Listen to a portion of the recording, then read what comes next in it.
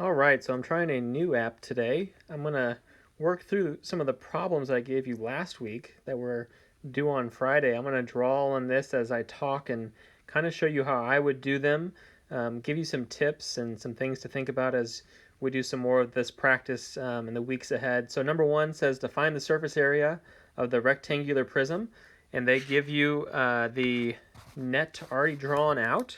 So we can look at this purple shape as the original prism that they then cut and unfolded into its net. Now they give us the numbers, and so if we look at this carefully, we need to take the numbers it gives us, the 15, the 15, the 33, and we need to put it in the right spot. And so if I look at the height of this rectangular prism, I see it's 33 centimeters high. So just for the sake of clarity, let me really quick write in a bunch of these 33s because all of these lines are the height and all of these would be 33.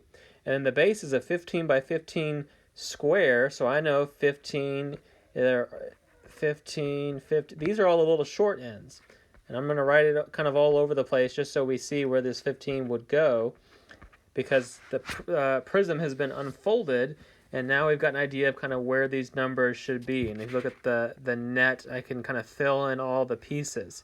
This is a really important step that some of us kind of struggle with is where do the numbers go on the net? Because once you have it figured out and once you know kind of where they fit, you can really figure this out pretty easily because it's just a bunch of shapes that you have to find the area of. I'm going to erase this because I need to write some things in the middle. But now that we kind of all agree that those numbers go in those spots, we can really quickly find the area of these four rectangles and these two squares. So let's do the rectangles first. We know that the rectangles are all the same length, our base as I would call it. So it's a 33 for our base, 15 for our height. So I'm going to do 33 times 15. So that's going to get us 495. This is how I do these problems. I don't know how you have been doing them last week, but here's a good tip. When you get the area of these shapes, write them in the middle. Write them in the middle and then underline them because you know that that's a number you're going to use later. You're going to use that to find the total surface area. And so I'm going to write the number in the middle of these rectangles because that's what I was finding was the rectangles. And the underline means that it's a final answer. And I don't underline all the numbers. Sometimes I'll just leave little numbers on the side to kind of tell me what I'm doing. But I'm not going to underline the 15 and the 33 because that's not important to me at the end. It'll be important that I know these 495s are all the areas for those rectangles. So let me real quick do these squares. They're 15 by 15. So let me do 15 times 15. And I got my calculator out, which you can always use a calculator in geometry. So it's 225. I'm going to underline it. 225 over here. I'm also going to underline it. And so now I've got all six sides. I've got them all underlined, so I know they're all things I'm going to add together to get my final answer. So I'm going to real quick add these up on my calculator. I'm going to make sure I have all six of them because that's what the surface area is, all six sides. And when I add them all up, I got a grand total. I'll do this in green so we can see this is our answer. I got 2,430 centimeters squared. And it's still centimeters squared because we're still doing area. It's a surface area, but it's still the area. It's the area of the whole surface. So for number one, I've got 2,430 centimeters squared. All of my numbers were added up from the net that I drew, and the net has those numbers underlined, and I added them together to get 2,430. Let me erase some of this and go down to number two. We're going to see real quick that number two is a little different, but pretty much the same.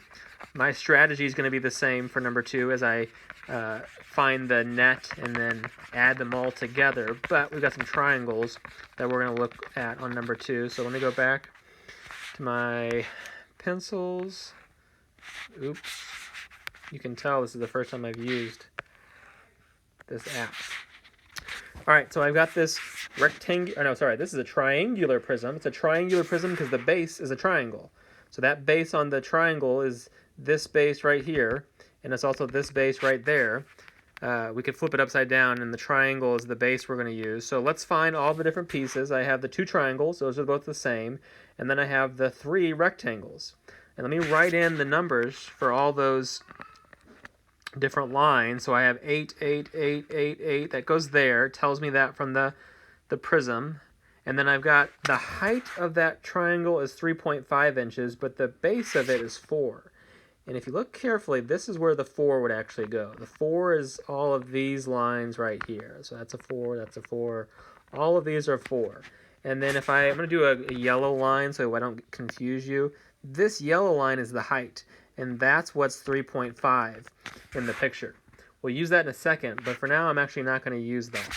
So I'm going to erase a few things so I can draw. Actually, I'm not. I'm going to see if I can fit it inside there so you can see how I do these problems. So let me find the area of the rectangles. I've got a 8 times 4, and all I need to do is multiply those, base times height. I'm going to get 32, so I'm going to write that again in the middle of it and then underline it. That's an important number that I'm going to use later. And so the underline says, hey, don't erase this. Don't do anything weird with this. Keep it there because you're going to add it together at the end to find the surface area. So all these are 32 because they're all 8 times 4.